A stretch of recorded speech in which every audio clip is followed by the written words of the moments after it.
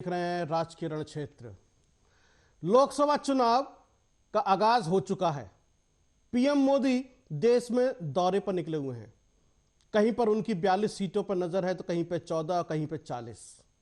फिलहाल आज कृष्णानगर में थे, वेस्ट बंगाल में, और वापस लौट आए। आज शाम तक भारतीय जनता पार्टी की पहली लिस्ट जारी होने की संभावना है, जिसमें कहा जा रहा है वीआईपी लिस्ट। बहुत सारे नामों पर चर्चाएं चल रही हैं और बहुत सारे नाम सियासी गलियारों में यहां से वहां तैर रहे हैं। लोग उस पर चर्चाएं कर रहे हैं, उनका विश्लेषण हो रहा है, किसको टिकट मिलेगा और किसका टिकट कट जाएगा और किसको क्यों मिला और किसको क्यों नहीं मिलना चाहिए। लेकिन एक खबर ऐसी आई जिसने सियासी गलियारों में दोबारा से हलचल पैदा की और सोचने पर मजबूर कर दिया। आखिरकार ऐसा क्या हुआ? पूर्वी दिल्ली से सांसद गौतम गंभीर ने अपने एक्स अकाउंट पर ट्वीट कर दिया और कह दिया कि मुझे अब सक्रिय राजनीति से मुक्ति चाहिए, और उन्होंने उसको टैग कर दिया देश के प्रधानमंत्री से और ट्वीट किया जेपी नड्डा को कि मुझे अपने राजनीतिक कर्तव्य से मुक्त करने का अनुरोध किया है, मुझे कर दीजिए मुक्त, जिससे कि मैं क्रिकेट पर ध्यान केंद्रित कर सकूं। गौतम गंभीर ने लिखा, मुझे लोगों की सेवा करने का अवसर देने के लिए मैं देश के प्रधानमंत्री नरेंद्र मोदी और गृह मंत्री अमित शाह का ईमानदारी से धन्यवाद देता हूं। जय हिंद। इसके बाद कांग्रेस के वरिष्ठ नेता संदीप दीक्षित ने उनके लिए एक चुटकी लिए कहा कि मैं गौतम गंभीर के काम की सराहना करता हूं, लेकिन यह दुर्भाग्यपूर्ण है कि मोदी सरकार में सांसदों को काम करने की इजाजत नहीं है। वहीं आतिशी का भी बयान आ गया। आतिशी ने कहा कि दिल्ली के 7 सांसद बता दें उन्होंने क्या काम किया है, क्या गौतम गंभीर और क्या मनोज तिवारी। लेकिन हम बात करेंगे गौतम गंभीर के ऊपर। लोकसभा चुनाव शुरू होने से पहले ही उन्होंने राजनीति से संन्यास ले लिया। ऐसा व्यक्ति जिसने कभी भारत को वर्ल्ड कप में जीत दिलाने में भूमिका निभाई हो, या T20 में इंटरनेशनल प्लेयर का खिताब जीता हो, या बड़े बड़े कीर्तिमान उसके नाम हो, वह व्यक्ति यदि राजनीति से संन्यास ले ले, यानी कि राजनीति की पिच पर 5 साल से ज्यादा भी नहीं टिक पाए गौतम गंभीर, यानी कि स्टेडियम में तो खेले लेकिन राजनीति के स्टेडियम में आउट हो गए। अब ये आउट हो गए, हिट विकेट हो गए, क्या रहा आखिरकार, और पूरे 5 साल चर्चा का वैसा भी बने रहे। इसी बातचीत करेंगे आखिरकार ऐसा क्यों हुआ, क्यों गौतम गंभीर ने राजनीति से संन्यास ले लिया, क्यों उन्होंने कहा कि मुझे अब राजनीति से मुक्त कर दीजिए और मैं क्रिकेट पर ध्यान केंद्रित करना चाहता हूं, और देश के प्रधानमंत्री को धन्यवाद दे दिया। इसी पे बातचीत करने के लिए हमारी इस चर्चा में कुछ मेहमान जुड़ेंगे। स्टूडियो से मेरे साथ में डॉक्टर दीपाली दीक्षित, राजनीतिक विश्लेषक के रूप में, और कांग्रेस पार्टी के प्रवक्ता अमरिंदर त्रिपाठी, और राष्ट्रवादी जनसत्ता दल के महासचिव डॉक्टर बीपी त्यागी हमसे जुड़ेंगे और बातचीत करेंगे, समझेंगे ये जो इस तरह के लोग आते हैं, गौतम गंभीर जैसे, या पब्लिक फेस रवि किशन, निरहुआ, मनोज तिवारी, धर्मेंद्र, सनी देओल, रेखा, हेमा मालिनी, वेस्ट बंगाल से भी बहुत सारी एक्ट्रेस हैं। अभी हाल ही में एक ने अपना इस्तीफा दे दिया टीएमसी से कि मैं अच्छा फील नहीं कर रही हूं, मुझे मुक्त कर दीजिए। एक और नाम की चर्चा हो रही है, नया नाम युवराज सिंह, कि युवराज सिंह भी चुनाव लड़ सकते हैं। अक्षय कुमार की भी चर्चा हो रही है, अक्षय कुमार भी चुनाव लड़ेंगे। कंगना रनौत की भी चर्चा हो रही है। लेकिन बात करेंगे आज गौतम गंभीर की। गौतम गंभीर का इस तरीके से राजनीति से संन्यास लेने का मतलब क्या है, क्या मतलब है इसका, क्या कहना चाहते हैं, और हमें क्या समझना चाहिए इससे?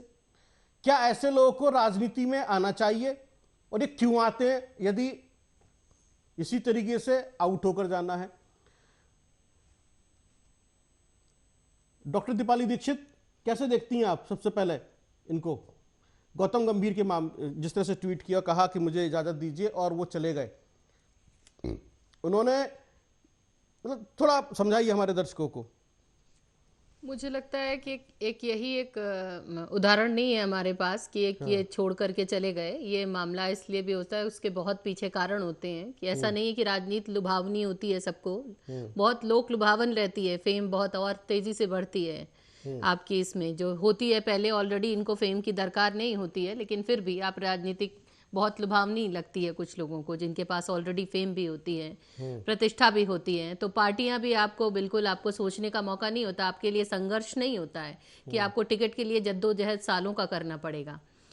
तो उनके लिए बहुत आसानी से चीज होती है। तो जो चीज आसानी से मिल जाती है, एक मेरा बिंदु पर्सनली लगता है कि जो बहुत चीज आसानी से मिल जाती है उसके छोड़ देने का दुख भी नहीं लगता है उनको। उनके पास सब कुछ है, उनके पास फेम भी थी, बस वो पूर्व में एक करके एक और ये हमने जो है ये शौक पूरा कर लिया कि हम क्रिकेटर भी थे, हम ये कलाकार भी थे, हमने ये भी पार्ट किया, हमने वो भी पार्ट किया, एक राजनीतिक पार्ट भी अदा कर लिया।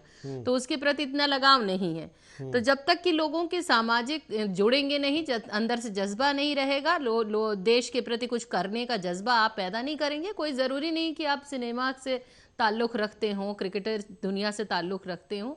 ये कोई भी व्यक्ति है अगर इतने गहरे जाकर के उसकी जड़ें नहीं जुड़ी हैं तो वो हल्के से झोंके में वो खुद उखड़ जाएगा किसी दिन, या उखाड़ के फेंक दिया जाएगा। मे भी ये बहुत सारी बातें उठती हैं कि भाई किसी को टिकट नहीं मिल रहा है तो वो शायद ये सह नहीं पाएंगे, तो फिर ये चीजें कर दी जाएंगी। तो पर्दे के पीछे बहुत बातें होती हैं, कभी कभी आप इतना कर भी नहीं पाते। तो बहुत सारे लोग हैं जो कॉन्स्टिट्यूएंसी में कई बार गए भी नहीं, अपने लोगों को जाना भी नहीं है, आप पार्लियामेंट में भी नहीं गए हैं। बहुत सारे लोगों का ऐसा उदाहरण ये ज्यादातर है। और बहुत सारे ऐसे उदाहरण भी हैं, हम इसको अच्छा कह सकते हैं कि आप साउथ में आप देख लीजिए, आप जया जी को देख लीजिए, आप एमटी राव हेमजी राव उनको आप देख लीजिए। बहुत सारे ऐसे लोग हैं जिन्होंने काम करा, और बहुत सारे ऐसे लोग हैं जो एवरेज में भी रहे। मुझे लगता है कि शत्रुघ्न सिंह जी हैं, हेमा मालिनी भी जी हैं, बल्कि उन्होंने प्रयास किया, सुनील दत्त जी हैं। तो एक एवरेज काम करने की चेष्टा तो थी। हम बिल्कुल ये नहीं कहेंगे कि गलत हुआ। अगर आपके अंदर जज्बा है तो आप राजनीति में, देश में कुछ लोगों के लिए कर सकते हैं, और आपको उतनी मेहनत नहीं करनी पड़ेगी जिसको आप कहते हैं कि बहुत सारे लोग कहेंगे कि ये आ गए हैं कि इसलिए, पर उन्होंने, उनके अंदर ये फील था तो वो आ सकते थे और उन्होंने काम करने की कोशिश की। पर एकदम से ये जाना, उसके पीछे खाली यही कारण है। और हम ये नहीं कह सकते कि गौतम गंभीर जी ने प्रयास नहीं किया होगा। मैं उनका अगर ये देखूं तो उनकी भी ऐसी बिल्कुल कम नहीं है कि आप वो उन्होंने कॉन्स्टिट्यूएंसी पे देखा नहीं हो, पार्लियामेंट में भी गए होंगे। पर काम का या उनके अंदर की क्या बात है कि आपको खेल इतना ज्यादा पसंद है तो आप राजनीति में आपको दखल देना पड़ेगा। फिर आए क्यों? बहुत सारे प्रश्न हैं इसमें। बिल्कुल, देखिए बहुत सारे प्रश्न उठ रहे हैं। और जैसे आप पॉलिटिकल एनालिस्ट हैं, मैं थोड़ा समझना चाह रहा हूँ, संदीप दीक्षित ने जिस तरीके से कहा कि बड़ा अच्छे काम किया, लेकिन बीजेपी जो है ना अपने सांसदों काम की सराहना नहीं करती। मैं इसको डोरे डालने के रूप में देख रहा हूँ। क्या कांग्रेस डोरे डाल रही है इसके ऊपर कि अगर आपको बीजेपी टिकट नहीं दे रही है चुनाव लड़ने के लिए तो आप कांग्रेस में आ जाइए? तो कांग्रेस डोरे डाल रही है? ये डोरे डालने से ज्यादा मुझे एक तंज दिख रहा है। ये एक तंज लग रहा है, उनको भी पता है कि क्या है, पर वो एक तंज लग रहा है कि बीजेपी जब चाहे आपको उठा करके इधर रख सकती है। ऐसा उनके ऊपर मुझे तंज सा दिख रहा है कि आपकी अपनी नहीं चल रही है, आपको शायद टिकट ना मिले तो आपने ये स्टेप रखा है, तो आपने बहुत काम किया पर आपकी चली नहीं। तो मुझे एक तंज सा जरूर महसूस हो रहा है, ना कि मतलब मेरे परसेप्शन से ऐसा नहीं लग रहा है कि कांग्रेस अब उनको ले लेगी और वो चले जाएंगे, क्योंकि इस बार पार्टी में उन्होंने काम कर रखा है। तो मेरे ख्याल से तो ऐसा नहीं होगा। जी, अमलेंद्र त्रिपाठी सुन रहे हैं? कांग्रेस प्रवक्ता अमलेंद्र त्रिपाठी।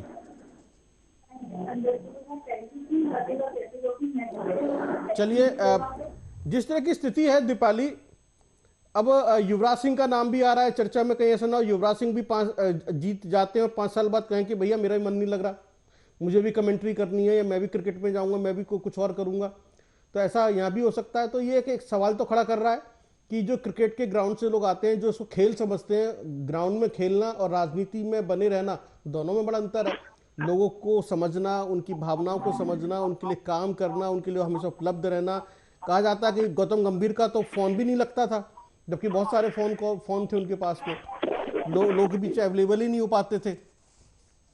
तो आखिरकार वो जो एक वीआईपी कल्चर है, या जो एक स्टारडम है, या जो जिंदगी उन्होंने जी क्रिकेट की वजह से, वो उसकी वजह से लोगों के बीच में सहज महसूस नहीं कर पाए और हमेशा एक दूरी बना के रखी उन्होंने? ये वीआईपी कल्चर आप केवल इसी उसमें नहीं देखेंगे, कई राजनीतिज्ञ भी वीआईपीओ की तरीके से ही हैं। आप आज उनकी पहुंच आपके पास बहुत ज्यादा सुलभ नहीं है। तो मैं ये कहूंगी कि ये खाली इसी जगत में नहीं है, उन्होंने एक मकाम हासिल किया है, उनको वीआईपी कल्चर की आदत लगी है। इसी तरीके से राजनीति में भी मुझे लगता है कि बड़ा सारा सुलभ, अब आज के नेता सुलभ नहीं है। तो अगर उन्होंने ये देखा होता राजनीति में भी कि किस तरीके के हम उदाहरण सेट कर रहे हैं जी, तो या तो वो उस काबिल नहीं होते कि अपनी इंटरेस्ट दिखाते नहीं कि मैं ये कर पाऊंगा कि नहीं कर पाऊंगा, क्योंकि ग्राउंड लेवल पे राजनीतिक के कितना काम कर रहे हैं शायद वो हम उदाहरण प्रस्तुत नहीं कर पाए हैं, इसीलिए और लोग इंटरेस्टेड हो रहे हैं। और बाकी पार्टियों को तो बनी बनाई भीड़ मिल रही है, मुझे लग रहा है कि एक फेम मिल रही है उनके साथ में। तो पार्टियां तो केवल अगर इस तरीके से सोच रही हैं तो अपना हित साध रही हैं। जी। अमरिंदर त्रिपाठी जी। अब देखिए, गौतम गंभीर ने तो एक सवाल खड़ा कर दिया, संन्यास ले लिया उन्होंने राजनीति से, कहा मैं क्रिकेट ही खेलूंगा, क्रिकेट पे ध्यान केंद्रित करना चाहता हूं। लेकिन संदीप दीक्षित ने कहा अच्छे आदमी हैं, अच्छा काम किया, लेकिन बीजेपी जो है अच्छे सांसदों की सराहना नहीं करती। डोरे डाल रहे हैं आप गौतम गंभीर पर? बिल्कुल, देखिए डोरे नहीं डाल रहे हैं। मैंने आपकी बातों को सुना बहुत ध्यान से। एक चीज बड़ा अच्छा उदाहरण है इस चीज को लेके, जब जहाज में छेद होता है तो चूहे भागते हैं।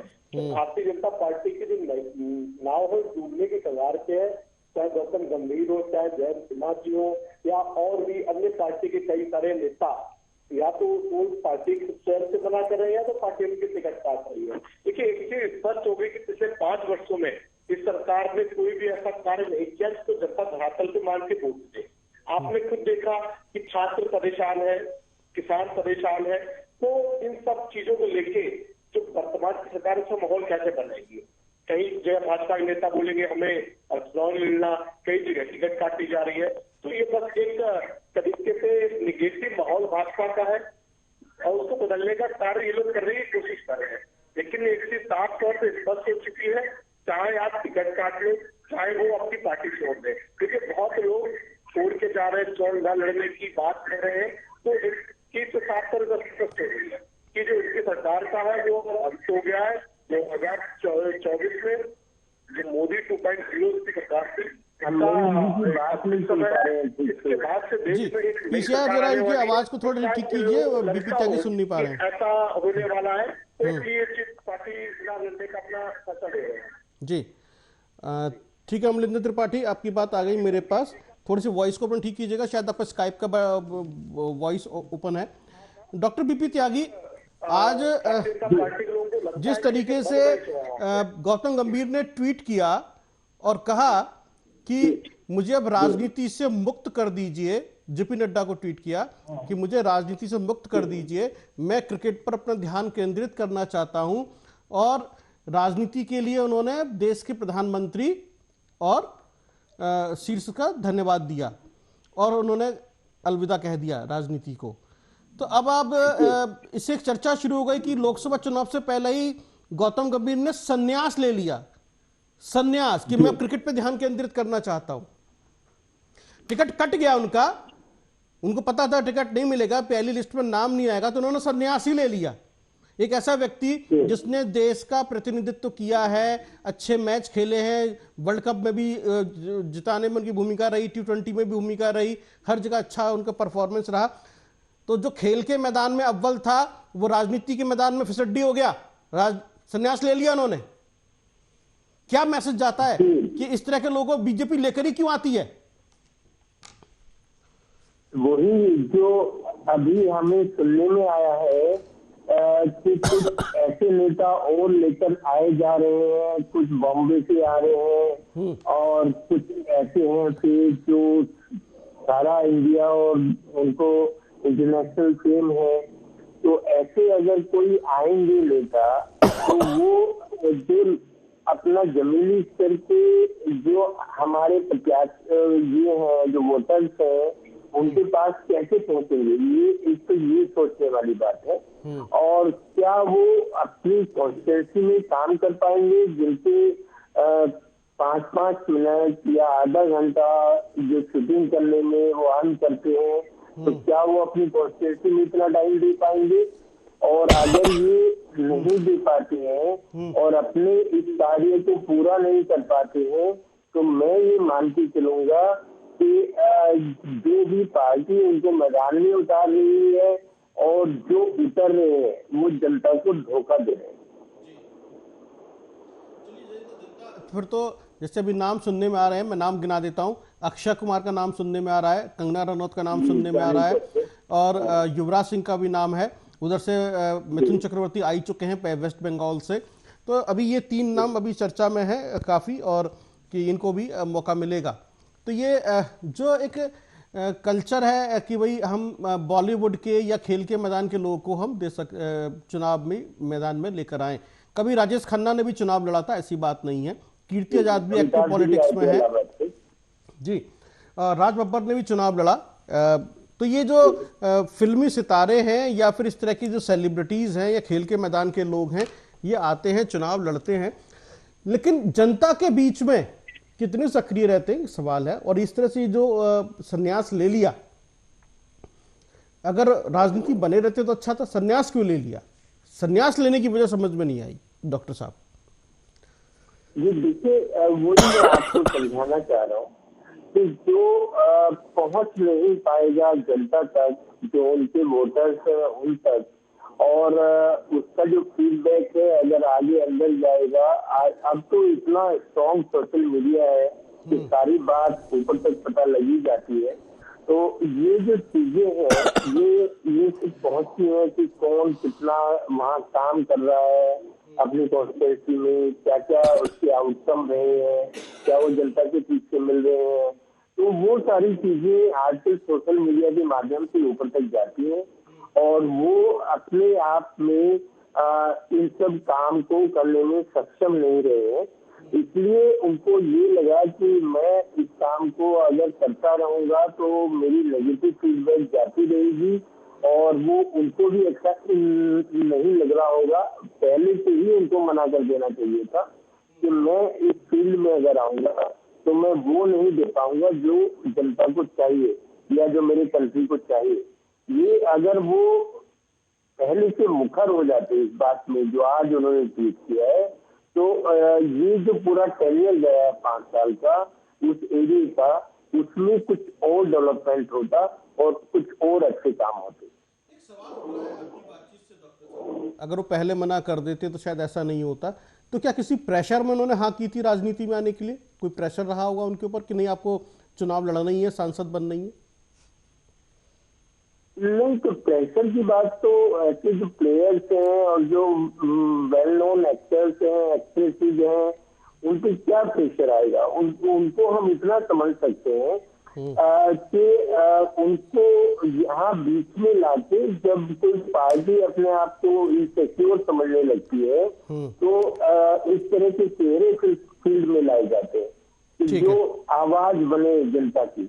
तो इस तरह के जो है जितने अब आप देखिए, जो ईरानी जी हैं या जो और है, वो कितना अच्छा काम कर रही है जमीनी स्तर पे, तो आए तो इस तरीके से आए।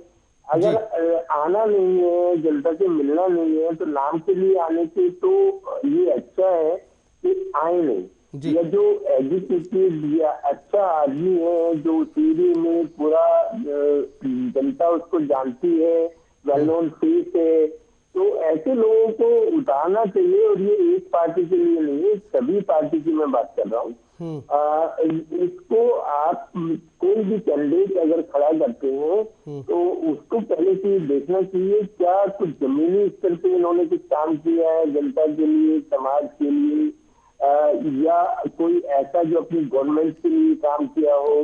तो ये देखना बहुत जरूरी है। जी डॉक्टर दीपाली, एक बहुत बड़ा सवाल खड़ा हो गया, तो कौन सा अट्रैक्शन इनको जो है राजनीति में लेकर आता है और जो इनको मिलता है वहाँ पर उसकी कद्र नहीं कर पाते हैं?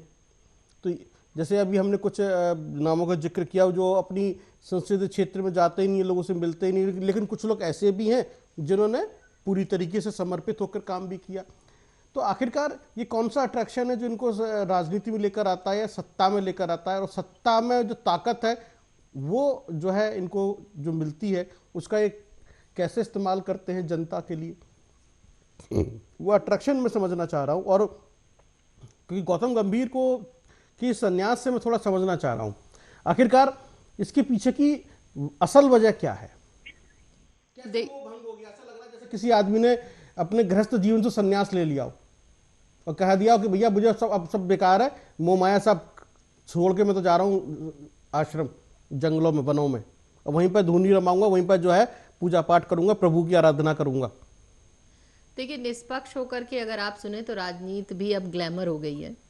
सबसे बड़ा ग्लैमर अगर आप इसको कहें तो आज के टाइम पे राजनीति से बड़ा ग्लैमर किसी के पास नहीं है। आप ये देख चुके होंगे कि राजनीति एक बहुत बड़ा, जैसे अमेरिका में जिस समय हुआ करता था, यूके में हुआ करता था, या आपके जो है रूस में हमारे, या और भी कई जो फॉरेन कंट्रीज हैं आप देखें तो एक ग्लैमरस आपकी राजनीति हुआ करती थी कि उसके राष्ट्रपति आ रहे हैं, उनके प्रधानमंत्री और किस तरीके से आ रहे हैं। तो राजनीति अभी ग्लैमर हो चुकी है हमारे इंडिया में भी, और पहले भी कई मुद्दों पर रही है। एक फेज आता है, मैं ये नहीं कहूंगी कि यही अभी आया है, हमारे इंदिरा जी के टाइम में भी राजनीति एक ग्लैमर हो गई थी।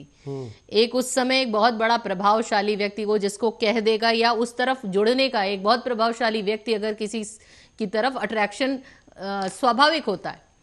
तो एक ये जो स्वाभाविक आकर्षण है कि आपकी प्रतिभा में एक वो जादू है, या फिर आपकी ग्लैमर इतना ज्यादा है कि आप उससे जुड़ना या कनेक्ट होना चाहते हैं। अगर आपने जीवन में सब कुछ पा लिया है, आपने फेम पा ली है, आपके पास वेल्थ है, आपके पास बढ़िया कारोबार है, तो आप अगला स्टेप पावर चाहते हैं और उस ग्लैमरस या उस पोजीशन से जुड़े लोगों के साथ कनेक्ट होना चाहते हैं। आप एक सामान्य जीवन पे भी जान लीजिए, आपके पास सब कुछ हो जाता है, तब आप क्या करते हैं?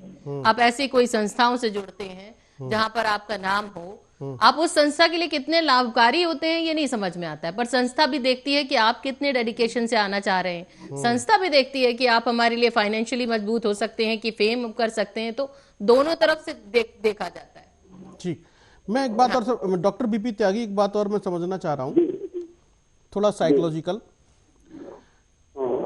गौतम गंभीर क्या जिस तरह के मान सम्मान के आदी हो चुके थे और तारीफों के आदी हो चुके थे खेलने की वजह से, अपने सक्सेस की वजह से, राजनीति में आने के बाद वो जो है अपनी आलोचना बर्दाश्त नहीं कर पाए?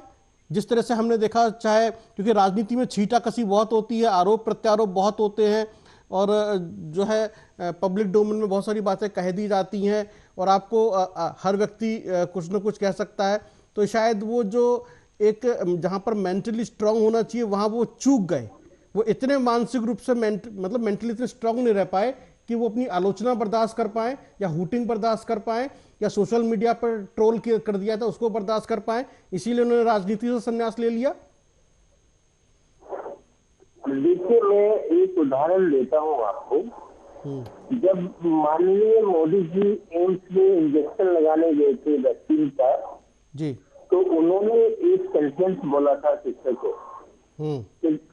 सिस्टर ने पूछा दर्द होगा इससे, तो उन्होंने कहा कोई नहीं, राजनीति की चमड़ी बहुत मोटी होती है। ये अभी भी मतलब यूट्यूब पे भी है, और इसको जब मैंने देखा तो मोदी जी ही खुद बोलते हैं कि जो राजनीतिज्ञ हैं उनकी चमड़ी मोटी होती है, मतलब मैसेज दे रहे हैं कि आपके ऊपर सारी चीजें आएंगी, आपको उनको झेलना होगा, आपके ऊपर बदनामी आएगी। कोई गंदी लैंग्वेज में बात कर सकता है, कोई अभी तभी से बात कर सकता है, कोई रेस्पेक्ट से बात कर सकता है, कोई आपको कहीं पर पूछ सकता है, लेकिन उस चीज को अपने अंदर एब्जॉर्ब करना है। ये भी एक तरह का संन्यास है। अभी जैसे मैडम ने बताया कि जो एक आदमी अपना लाइफ का सब कुछ देख के जहाँ आता है, तो उसको मेरे हिसाब से अपनी जनता को कुछ देने के लिए ये सेक्रीफाइस करना चाहिए। अगर मैं राजनीति में जाता हूँ एज ए डॉक्टर, तो मैं यहाँ जो जनता की सेवा कर रहा हूँ वो नहीं हो पाएगी। लेकिन अगर मैं राजनीति में जैसे आ रहा हूँ, तो राजनीति में मैं जनता जनता की सेवा भी कर पाऊंगा, अपने मरीजों का ख्याल भी कर पाऊंगा। ऐसे कितने डॉक्टर हैं जो राजनीति में आए हैं और अपने क्लिनिक भी चलाए हैं, अस्पताल भी चलाए हैं जी। मेन काम है कि जनता की सेवा हमारा जो भी प्रत्याशी है जी। क्या वो इसी दिल से करेगा जो अभी तक जो भी उसका कैरियर है इस काम से करता है जी। और ये जानना बहुत जरूरी है। तो मेरे हिसाब से ये जो टॉपिक आपने उठाया है, मैं तो ये जानता हूँ कि उनका जो माइंड सेट है वो ये रहा होगा कि जो मैं हूँ वो हूँ, मैं चेंज होने वाला नहीं हूँ। बिल्कुल, आपने एक बहुत बड़ी बात कही है, उनको सैक्रिफाइस करना चाहिए था जनता की सेवा करने के लिए, यानी कि जनता की सेवा करने की भावना उनके अंदर नहीं थी। अगर भावना होती तो पॉलिटिक्स में बने रहते, संन्यास नहीं लेते, वापस नहीं जाते, है ना। तो सैक्रिफाइस करने की भावना नहीं थी, इसीलिए चले गए कि भाई मेरी बस की नहीं है, मैं वो सब कुछ नहीं कर सकता। दीपाली, और क्या लगता है, क्या और क्या वजह हो सकती है? देखिए, हमेशा पावर में बने रहने की ललक रहती है। अगर आपको लग रहा है, आप जो सोच करके आए थे कि मैं पावर में हमेशा बना रहूंगा और सामाजिक कार्यों से मुझे बहुत लेना देना नहीं रहेगा और जनता के बीच में मेरा इंटरेक्शन नहीं रहेगा और संगठन के कार्यों से में आप दखलंदाजी नहीं रखेंगे और सीखने का जज्बा नहीं रखेंगे कि आपने एक नई फील्ड चुनी है, हम इसमें सीखेंगे, तो आपका पद अगर आपने छोड़ भी दिया है तो आप राजनीति क्यों छोड़ना चाह रहे हैं? आप सीखने के प्रथम पायदान पे आ जाइए, दूसरे पायदान पे आइए। तो मुझे ये लगता है कि उनका कुछ और ही मकसद होगा कि वो अपने आप को ये सोच रहे होंगे कि मेरे लिए बस हो गया ये शायद। यानी कि उनको सिर्फ चाहिए था, जैसे ही पार्टी ने उनको नहीं दिया उन्होंने कहा गुड बाय, चलते हैं। हो सकता ना दिया हो, पहले ही उनको ऐसा एहसास लग रहा हो, अभी तो किसी का डिक्लेरेशन नहीं है, पर अंदरूनी बातों से आपको लगता है कि आपने अच्छा काम नहीं किया है, तो बस ये दिस इज कि अरे नहीं, आप मुझे शामिल नहीं करेंगे तो मैं खेल छोड़ के चला जाऊंगा। और जहां तक कि अभी बात हो रही थी, आपने ही बात शुरू करी है कि क्या वो मतलब उनको बहुत उनकी आलोचना हो रही थी, तो आलोचनाओं से नहीं डर रहे होंगे, क्योंकि क्रिकेटर भी हमारे देश में ऐसा नहीं है कि उनकी आलोचनाएं नहीं होती। वो जिस दिन अच्छा नहीं खेलते तो जमीन में गाड़ दिए जाते हैं और जिस दिन अच्छा करते हैं तो ऊपर टांग दिए जाते हैं। तो मुझे नहीं लगता कि आलोचनाओं का उनके ऊपर फर्क पड़ा होगा। कुछ महत्वाकांक्षाएं उनकी आहत हुई होंगी, जिसकी वजह से उनके, या फिर कुछ और होंगे कि हो सकता है इसमें ज्यादा उनको मेहनत करने के लिए कहा जा रहा हो, या अपने प्रोफेशन के प्रति ज्यादा लगाव महसूस कर रहे होंगे कि हम यहाँ नहीं कर पा रहे हैं। पर उनकी जवाबदेही तय होनी चाहिए कि आप इस तरीके से जनता के कामों में, एक डॉक्टर अचानक छोड़ करके, ऑपरेशन छोड़ करके भाग नहीं जाता है, तो हमें भी ये जवाबदेही तय करनी होगी कि इस तरीके के आप अगर लोगों को चुनकर लाएंगे तो जनता के प्रति आपकी जवाबदेही पार्टी की को भी तय करनी पड़ेगी। आप किसी को भी लेके आइए, आप हम जो देखते जा रहे हैं, मीडिया भी दिखा रहा है, सोनू सूद जी हैं कि बड़ा हेल्प कर रहे हैं, तो अगर ऐसा आदमी आता है हम उसको तुरंत कर लेंगे। तो समाज सेवी को हमें ऊपर लेके आना चाहिए जो जनता के लिए, और राजनीति का मतलब भी था कि हम जनहिताय काम करने की ऐसी नीतियां बनाएं जिसमें देश का और जनता का भला हो। बिल्कुल, तो ऐसे व्यक्ति चुनकर आने चाहिए। बिल्कुल। डॉक्टर बीपी त्यागी, ये तो रहा है कि वो ऐसे लोगों के बारे में कि जो वीआईपी हैं या वीआईपी कल्चर है भारतीय जनता पार्टी में, वैसे, और टीएमसी भी ऐसी करती है, अक्सर पार्टियां ऐसे करती हैं, ऐसे लोग लेकर आती हैं, चुनाव लड़वाती हैं। मैं और भी चीज़ समझने की कोशिश कर रहा हूं कि कुछ और लोगों के नाम भी हैं। जैसे कहा जा रहा है कि लगभग 60 से 70 सांसदों का टिकट इस बार कट जाएगा। टिकट की लिस्ट जो है आज जारी होने वाली है। कुछ नाम तो फिक्स हैं जिनके बारे में चर्चा चल रही थी, कुछ नाम और भी हैं जिनके बारे में कयास लगाए जा रहे हैं, जैसे कि शिवराज सिंह चौहान का नाम का जिक्र हो रहा है कि उनको जो है विदिशा से चुनाव लड़ाया जा सकता है। ऐसे ही जो है सिंधिया का भी नाम आ रहा है कि वो भी चुनाव लड़ना चाहते हैं। कुछ ऐसे नाम हैं जिनके ऊपर चर्चा हो रही है। तो अगर इनमें से किसी को टिकट नहीं मिला, मान लेते हैं टिकट नहीं मिला, कट गया टिकट, तो आप कैसे देख रहे हैं कि भाई जो चुनाव लड़ना चाहते हैं या नहीं हुआ, तो आखिरकार पार्टी किस तरीके से सोच रही है, क्या उनके पास मापदंड है? और जैसे पहले इसी में बात करते हैं कि ये वीआईपी जो नाम है इनके ऊपर। देखिए, मैं जो बात आपको बताना चाह रहा हूँ, इसको ये एक क्लियर मैसेज आपको मैं बताना चाह रहा हूँ कि जितने भी हमारे सेलिब्रिटी हैं उनको अगर हम राजनीति में लाते हैं तो उनको पहले उस एरिया का अंदाजा होना चाहिए वो उस एरिया में आए, उस एरिया में कुछ काम करें, कोई कैंप लगवाए या मिले लोगों से, एक बार चल के तो देखें धूप में, तो उनसे कुछ इस तरह की एक्सरसाइज करवानी चाहिए कि अंदाजा लग जाए कि क्या ये जो जनता है उसके साथ न्याय कर पाएंगे, इस एरिया की जो जनता है। अगर वो ऐसा कुछ नहीं मिलता है, उनकी कुछ सभाएं वभाएं होती है, उससे पता लग जाता है या फीडबैक लोगों से मिल जाती है, लेकिन एक ऐसे चेहरे को हम लाके खड़ा कर दें जो ऑलरेडी सेलिब्रिटी है, तो फिर जो हमारी जनता है वो आंखों पे पट्टी बांध लेती है, चलो इसको देख लेते हैं क्या करता है राजनीति। एक सवाल और खड़ा हो रहा है। उसने 5 साल अपने खराब कर दिए, जनता के खराब कर दिए। जो पार्टी है उसको दे दिया कि ऐसे लोगों को मत लाओ। एक सवाल पार्टी को भी मैसेज है जी, ऐसे लोगों को मत लाओ जी, जो जाके जनता के साथ काम कर सकते हैं, उनको लाइए। जो आपके सेवक हैं पार्टी में, उनको लाइए, उनको आगे बढ़ाइए। आप सेलिब्रिटी को क्यों लाए? जी, एक सवाल और खड़ा हो रहा है डॉक्टर साहब इसके अंदर। तो कहा जाता है ना कि पार्टी का सिंबल ही चुनाव उम्मीदवार है, उस पर भी सवाल खड़ा हो रहा है कि यदि हम पार्टी के सिंबल को ही उम्मीदवार मानते हैं तो हम कभी कभी गलत लोगों को भी चुनकर ले आते हैं। तो ये तो एक तरीके से अवेकनिंग है देश की जनता के लिए। क्या आपने किसको वोट दिया था? जिसको वोट देकर भेजा उसने यदि काम नहीं किया या कोई और वजह रही, वो संन्यास लेकर ही चला गया, आपको छोड़ के ही चला गया। अगर ऐसे ही आप पार्टी सिंबल को उम्मीदवार मानते रहेंगे तो ऐसे ही लोग संन्यास ले लेके जाते रहेंगे। आज गौतम गंभीर है, कल को कोई और भी जा सकता है।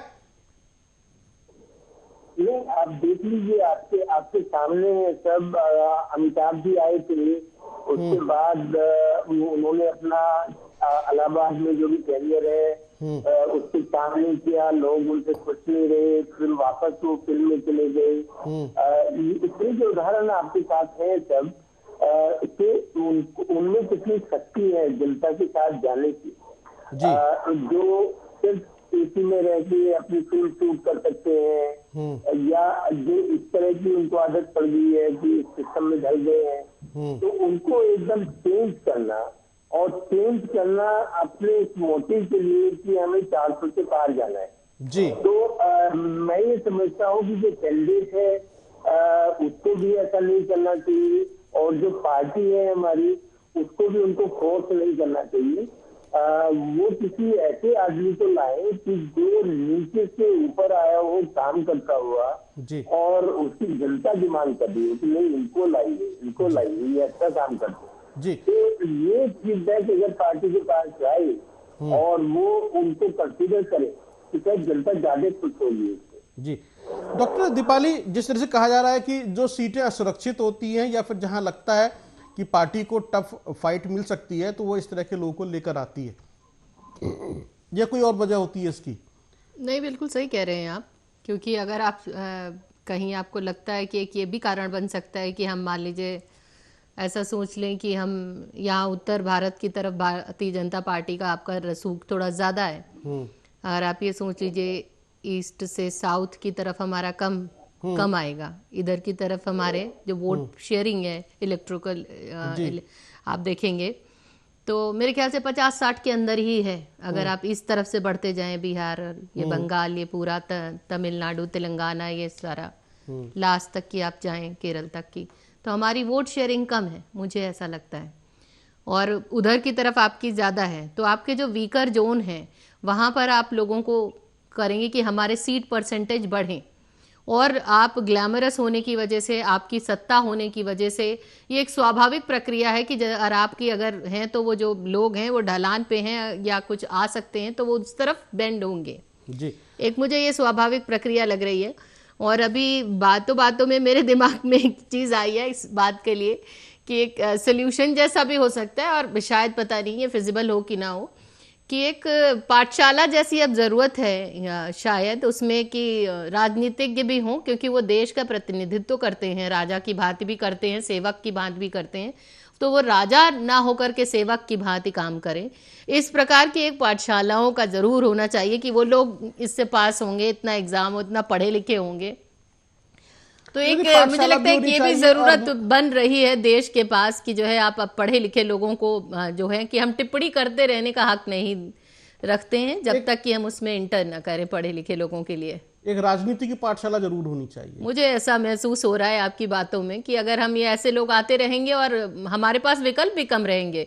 और दूसरा एक और मुद्दा मुझे लग रहा है कि इसके होने से जो अचानक पैराशूट लैंडिंग होती है वो भले स्टार की हो या किसी और की हो या वीआईपी पुत्र की हो। हाँ। हम इसी एरिया में अगर देख लें तो वीआईपी पुत्र हो या तो वो जो जमीनी कार्यकर्ता है जिन्होंने अपने प्राण लगाए हुए हैं उनका तो पट्टा कट जाता है, वो सीट को ब्लॉक करके बैठ जाते हैं। बिल्कुल।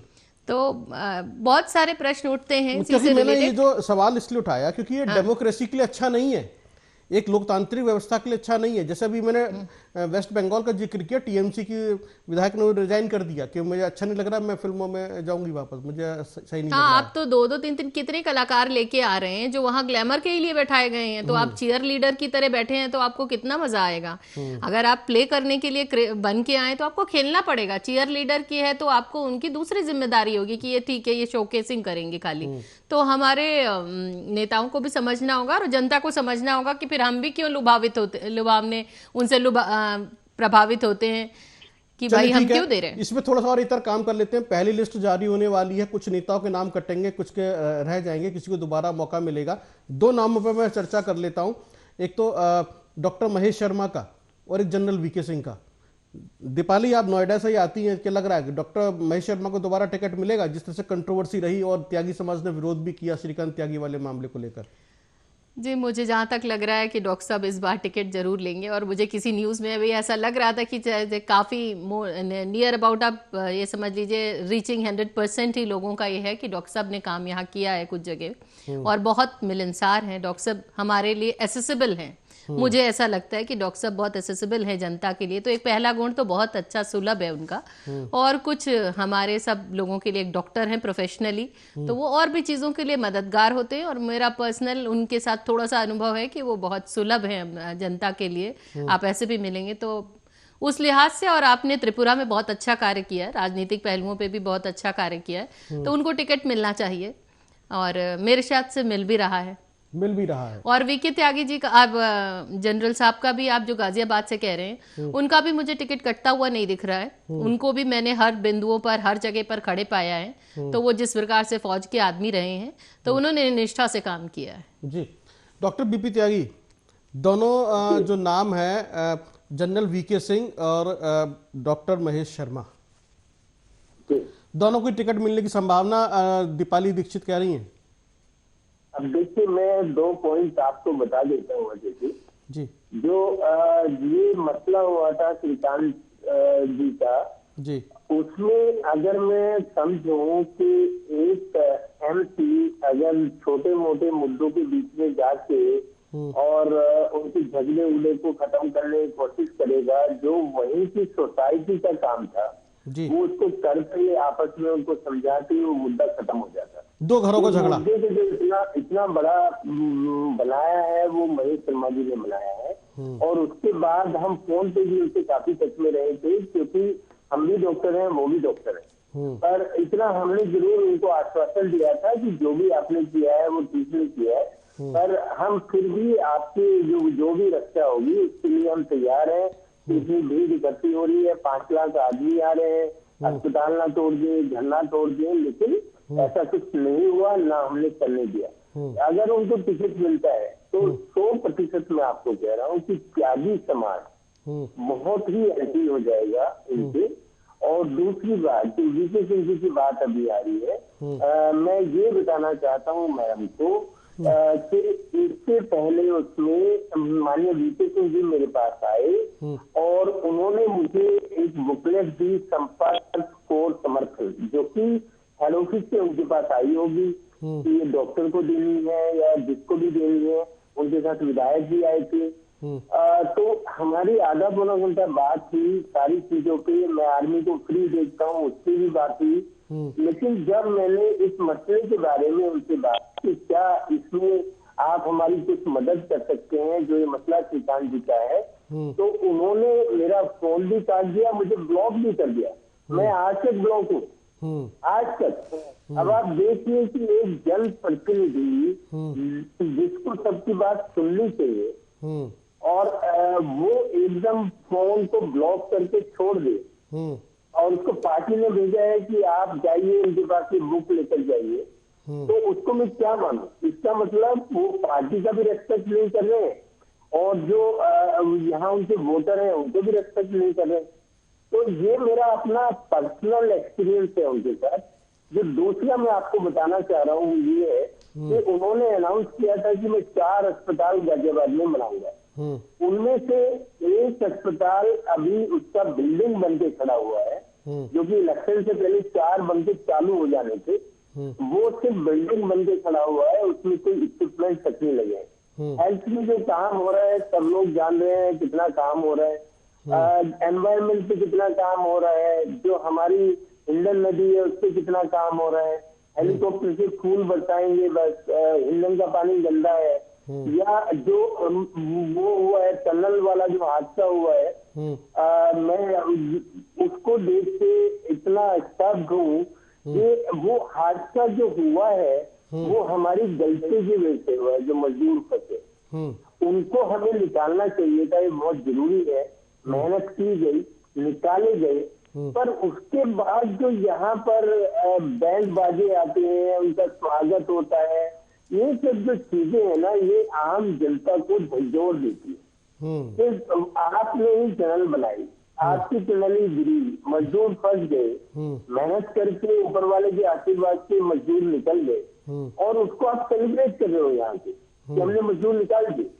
आपने जनता के लिए क्या काम किया? जनता से आप मिलते नहीं है, इवन अपने जो एमएलए हैं उनसे नहीं मिलते हैं, उनको बाहर खड़ा करके रखते हैं। तो जो उनका बर्ताव है वो एक जनरल का बर्ताव है अभी भी 10 साल के बाद भी। और अगर कोई जनरल का बर्ताव लेके गाजियाबाद में आता है, मैं ये समझता हूँ कि यहाँ की जनता अब 10 साल में उनको काफी हद तक समझ गई है और ये तो आने वाला इलेक्शन बताएगा अगर उनको टिकट मिलता है कि क्या इसका उनके ऊपर असर जाता है। जी, यानी कि कुल मिलाकर यह है कि दोनों के नामों के ऊपर जो है संशय है, लोगों को लग सकता है कि टिकट मिलेगा, लेकिन डाउट तो है क्योंकि जनता के बीच में नाराजगी है। दोनों ही सिटिंग सांसद हैं, दोनों 2 बार के सांसद हो गए एक तरीके से, डॉक्टर महेश शर्मा और डॉक्टर जनरल वीके सिंह, दोनों को लेकर नाराजगी है।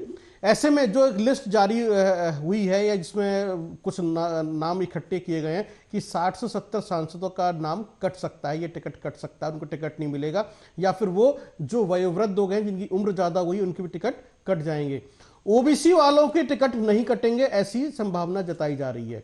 तो ऐसे में 2 जो नाम हैं जिनको लेकर सबसे ज्यादा चर्चा है कि क्या उनको टिकट मिलेगा या नहीं मिलेगा, जैसे कि डॉक्टर जनरल वीके सिंह, इनको लेकर एक कंट्रोवर्सी रही है कि इनके खिलाफ ही गुटबाजी हुई। राज्यसभा सांसद अनिल अग्रवाल का नाम आया और दिनेश गोयल एमएलसी का भी नाम आया और 4 विधायकों का भी नाम आया और महानगर अध्यक्ष संजीव शर्मा का भी नाम था कि एक गुटबाजी रही, जिसको लेकर खुद जनरल वीके सिंह को प्रेस कॉन्फ्रेंस करके कहना पड़ा सावधान, समझ जाइए यह उनको कहना पड़ा। वहीं डॉक्टर महेश शर्मा का जिक्र श्रीकांत त्यागी वाले मामले में आया और मेरठ के सांसद से उनका नाम जुड़ा, तो एक कंट्रोवर्सी हुई जिसको लेकर त्यागी समाज ने बहुत बड़ा एक आंदोलन खड़ा किया। और कुछ दिन पहले मांगेराम त्यागी आपके क्लिनिक भी आए थे, कुछ बातचीत हुई होगी शायद आपकी मांगेराम त्यागी से। तो ये जो एक जी, तो ये जो 2 नाम है इनको लेकर नजर बनी रहेगी कि दोनों ही बहुत बड़े शहर के सांसद हैं, गाजियाबाद और गौतम बुद्ध नगर। क्या पार्टी इनको मौका देती है या नहीं देती है, या फिर इनका भी टिकट कट जाएगा? और यदि पार्टी मौका देती है किसी दूसरे व्यक्ति को, तो वो व्यक्ति कौन होगा, ये अपने आप में बहुत ही महत्वपूर्ण है।